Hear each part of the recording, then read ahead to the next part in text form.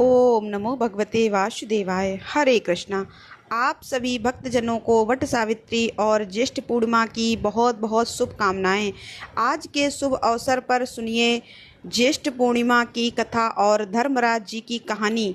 एक बार गुणवती नाम की एक ब्राह्मणी थी।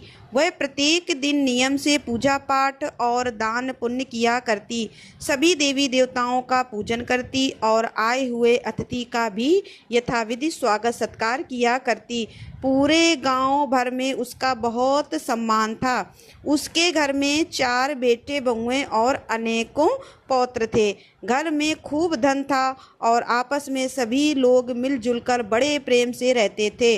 संक्रांति से ठीक 7 दिन पहले ब्राह्मणी की मृत्यु हो गई। सभी उसके भाग्य की सराहना कर रहे थे कि कैसे गुणवती ने जीवन में अच्छे कार्य किए और भरा पूरा परिवार छोड़कर सारे सुख भोग कर सुहागन रूप में ही बैकुंठ को गई है।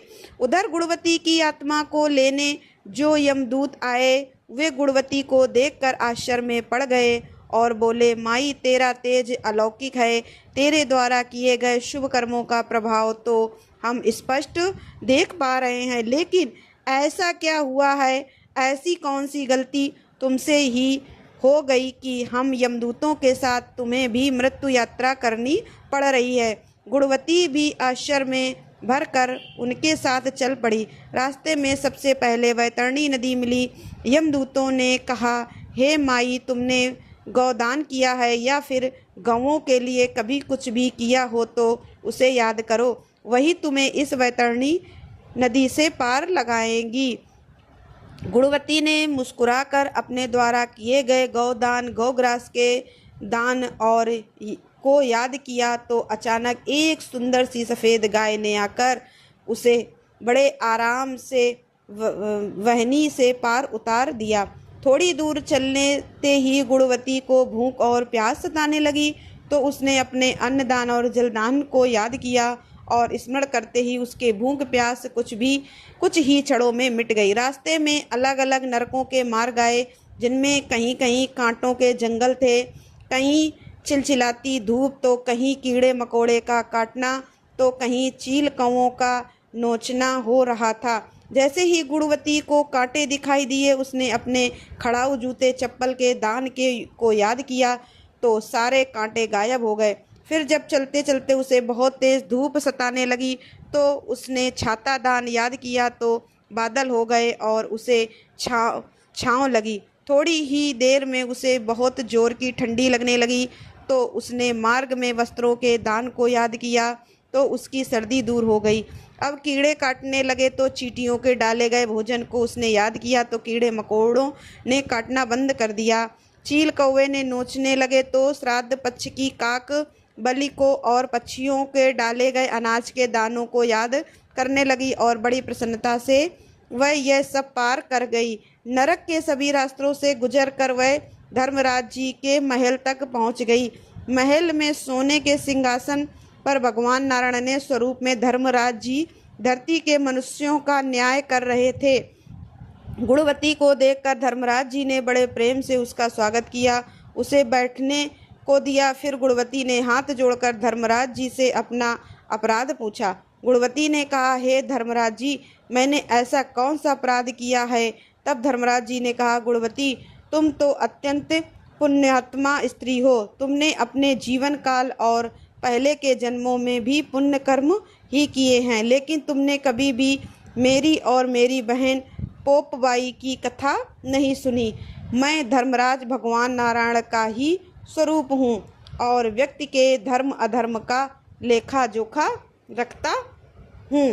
व्यक्ति अगर मुझ में आस्था नहीं रखता, मेरी पूजा आराधना नहीं करता, तब मेरी बहन पोपाबाई उसे स्वर्ग में जाने का रास्ता नहीं देती। यह सुनकर गुणवती ने धर्मराज जी से पुनः 7 दिन के लिए धरती लोक पर वापस भेजने के लिए प्रार्थना की, ताकि वह धरती लोक पर जाकर धर्मराज जी और पोपाबाई की कहानी सुनकर उज्जमन करके वापस आ सके। पुण्यात्मा गुणवती को धर्मराज जी ने पुनः धरती पर जाने की आज्ञा दे दी। उधर गुणवती ने पुनर्जीवित होने की खुशी में पूरा गांव खुशी से झूम उठा। लेकिन गुणवती ने उन्हें अपने आने का कारण बताया और हाथ में गेहूं के दाने लेकर सबको धर्मराज जी और पोपाबाई की कथा सुनाने लगी। पहले दिन की कथा के बाद गेहूं के उन दानों को लेकर वह सबसे पहले अपनी बड़ी बहू के पास गई और बोली, बेटी ये गेहूं के दाने तिजोरी में रख दे। बड़ी बहू बोली, माँ जी अभी तो मैं काम कर रही हूँ, आप खुद ही कहीं भी रख दो।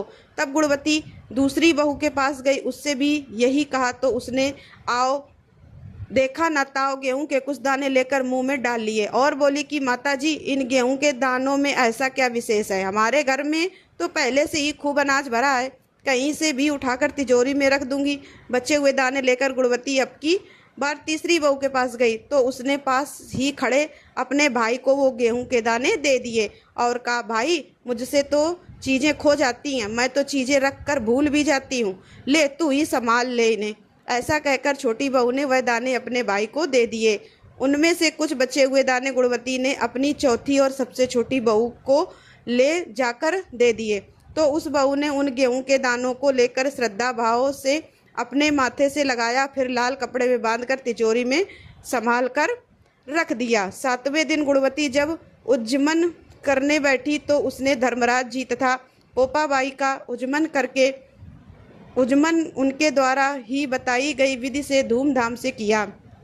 कार्यक्रम संपन्न होने के बाद गुणवती सभी से बोली कि संसार में सभी सुख और अंत में वैकुंठ लोक देने वाली यह कथा साल भर सभी को सुननी चाहिए। इस कथा को कहने सुनने हुंकार भरने और विधि पूर्वक उद्यापन करने वाला अवश्य ही स्वर्ग लोक को पाता है। इन गेहूं के दानों को साल भर संभाल कर पूजा घर में या फिर तिजोरी में रखना, ऐसा करने से घर में धन धान्य से भरा रहता है, परिवार पर कोई विपदा या बीमारियां नहीं आती। मैंने अपनी बड़ी बहू को गेहूं के दाने दिए, उसने गेहूं के इन दानों को कहीं भी रखने के लिए कहा तो पिछले 7 दिनों में इसकी संपत्ति खूब घाटा हुआ। दूसरी बहू को दिए तो उसने इन पवित्र दानों को मुंह में रखा और चबा गई, फिर वो 7 दिनों से बिस्तर पर पड़ी हुई है। तीसरी बहू ने दाने अपने भाई को दे दिए और उसकी सारी सुख संपदा मायके को चली गई और मेरी सबसे छोटी बहू ने इन दानों को बड़ी श्रद्धा से संभाल कर रखा, तभी से इसके घर में धन की वर्षा हो रही है, चारों ओर से केवल शुभ समाचार ही आ रहे हैं। ऐसे हैं धर्मराज जी की कथा की महिमा। ज्येष्ठ पूर्णिमा की कथा के अनुसार एक बार अश्वपति नाम के एक राजा थे जिनकी केवल एक ही संतान थी। राजा अश्वपति की इकलौती संतान देवी सावित्री बहुत ही प्रभावशाली थी। देवी सावित्री को राजा अश्वपति और महारानी ने बड़े ही प्यार और दुलार के साथ पाला था। फिर जब लाडों में पली बड़ी सावित्री विवाह योग्य हुई तब राजा अश्वपति ने सावित्री ने से अपने लिए वर चुनने को कहा। पिता की आज्ञा पालन कर सावित्री ने दमतसेन के पुत्र सत्यवान को अपने लिए वर रूप में चुन लिया। हालांकि विवाह के मध्य ही देवर्षि नारद जी ने अश्वपति को सत्यवान के अल्पायु होने के बारे में बता दिया था। सत्यवान ही आयु को लेकर देवर्षि नारद जी ने बताया कि विवाह के 1 साल बाद ही सत्यवान का मृत्यु को प्राप्त हो जाना निश्चित है। नारद जी की यह बात सुनकर राजा अश्वपति भयभीत हो गए और अपनी पुत्री सावित्री को दूसरा पति चुनने का अनुरोध करने लगे, लेकिन देवी सावित्री को अपने पिता की यह बात मंजूर नहीं थी। पुत्री की हट के आगे राजा अश्वपति की यह एक भी नहीं चली और उसके बाद ही निश्चित समय पर सावित्री का विवाह सत्यवान से विधिपूर्वक संपन्न हो गया। विवाह के बाद सावित्री सत्यवान और उसके माता पिता के साथ जंगल में रहने लगी। देवी सावित्री अपने पति सत्यवान की लंबी आयु के लिए रोज ही विधिवत व्रत रखने लगी, लेकिन जब देवर्षि नारद जी की भविष्यवाणी के अनुसार सत्यवान के जीवन का अंतिम दिन आया तब उससे 3 दिन पहले से ही सावित्री ने उपवास रखना प्रारंभ कर दिया। जिस दिन अंतिम दिन था उस दिन देवी सावित्री भी सत्यवान के साथ लकड़ी काटने वन को गई थी। लकड़ियां काटने के लिए सत्यवान एक पेड़ पर चढ़ने लगे, तभी उनके सिर में तेज दर्द हुआ। दर्द के कारण कराहते हुए सत्यवान पेड़ से नीचे उतरे और एक ही घनी छाया वाले बरगद के पेड़ के नीचे पत्नी सावित्री की गोद में लेट गए। पत्नी की गोद में लेटे ही सत्यवान ने अपने प्राण त्याग दिए। फिर उसके बाद सत्यवान के प्राण लेने के लिए यमराज जी का आगमन हुआ। जब यमराज जी सत्यवान के प्राण लेकर जाने लगे तब देवी सावित्री भी उन्हीं के पीछे पीछे चलने लगी। यमराज जी ने देवी सावित्री को बहुत मना किया, लेकिन देवी सावित्री के प्रेम और समर्पण के आगे यमराज जी की एक नहीं चली। देवी सावित्री की निष्ठा और पतिपरायणता को देखकर यमराज जी ने सावित्री से कहा, हे देवी, तुम धन्य हो, तुम मुझसे कोई भी वरदान मांगो। सावित्री ने कहा, मेरे सास ससुर वनवासी और नेत्रहीन हैं, आप कृपया उन्हें दिव्य ज्योति प्रदान करें। यमराज जी ने कहा, ऐसा ही होगा, जाओ अब लौट जाओ। लेकिन सावित्री अपने पति सत्यवान के पीछे पीछे चलती रही। देखकर यमराज जी ने कहा, देवी तुम वापस जाओ। देवी सावित्री ने कहा, भगवान, मुझे अपने पतिदेव के पीछे पीछे चलने में कोई परेशानी नहीं है, पति के पीछे चलना मेरा कर्तव्य है। यह सुनकर उन्होंने फिर से उन्हें एक और वर मांगने के लिए कहा। तब देवी सावित्री बोली, हमारे ससुर का राज्य छिन गया है, आप उसे पुनः वापस दिलवा दें। यमराज जी ने देवी सावित्री को यह वरदान दे दिया और कहा, अब तो तुम वापस लौट जाओ। लेकिन सावित्री फिर भी पीछे पीछे चलती रही। फिर यमराज जी ने देवी सावित्री को तीसरा वरदान मांगने को कहा। इस पर देवी सावित्री 100 संतानों और सौभाग्यवती होने का वरदान मांगा। यमराज जी ने यह वरदान भी सावित्री को दे दिया। देवी सावित्री ने यमराज जी से कहा कि प्रभु, मैं एक पतिव्रत पत्नी हूँ और आपने मुझे अभी अभी पुत्रवती होने का आशीर्वाद दिया है। यह सुनकर यमराज जी को अब की बार सत्यवान के प्राण लौटाने पड़े और प्राण लौटाते ही यमराज जी अंतर्दय हो गए। फिर देवी सावित्री उसी बट वृक्ष के पास आ गई जहाँ उनके पति का मृत शरीर पड़ा था। सत्यवान जीवित हो गए और वे दोनों खुशी खुशी अपने राज्य की ओर चल पड़े। जब वे दोनों घर पहुंचे तो देखा कि माता पिता को दिव्य ज्योति प्राप्त हो गई है। इस प्रकार देवी सावित्री और सत्यवान चिरकाल तक राज्य सुख भोगते रहे। अतः पतिव्रता सावित्री के अनुरूप ही प्रथम अपने ससुर का उचित पूजन करने के साथ ही अन्य विधियों को प्रारंभ करें। वट सावित्री व्रत और इस कथा को सुनने से भक्तों के वैवाहिक जीवन या जीवन साथी के आयु पर अगर किसी भी प्रकार का कोई संकट आया हो तो वह संकट भी टल जा सकता है।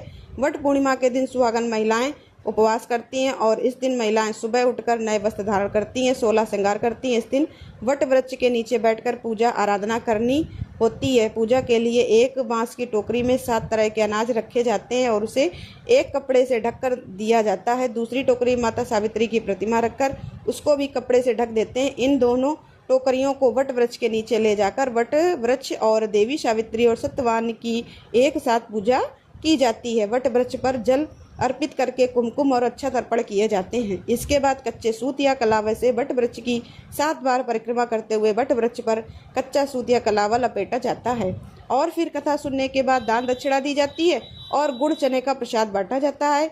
विवाहित महिलाएं वट वृक्ष पर सुहाग की सामग्री भी अर्पित करती हैं। घर के बड़ों के पैर छूकर आशीर्वाद लेकर फिर कुछ मीठा खाकर व्रत खोलती हैं। वट पूर्णिमा के दिन बरगद के पेड़ के चारों ओर परिक्रमा करते हुए सूत लपेटा जाता है। उस समय इस मंत्र को बोलना चाहिए, अवैध्यम चा सौभाग्यम देह मम सुते पुत्र गान पौत्र चा सौख्यम चा गणार्ध्यम नमोस्तुते। वट वृक्ष को प्रणाम करते समय या देवी सावित्री माता को प्रणाम करते समय इस मंत्र का जाप करना चाहिए। सावित्री ब्रह्मावादिनी सर्वदा प्रिय भाषणी तेन सत्यन माम पाही दुख संसार सागरात अभियोगी यथा देव सवित्र्याया सहित तस्यते अभियोग तथाकम भयात जन्म जन्मनि। प्रिय श्रोताओं, यह थी ज्येष्ठ पूर्णिमा और वट पूर्णिमा की कथा। तो दोस्तों, कथा अच्छी लगी हो और माता सावित्री का आशीर्वाद पाने के लिए वीडियो को लाइक और चैनल को सब्सक्राइब अवश्य करिएगा। धन्यवाद दोस्तों।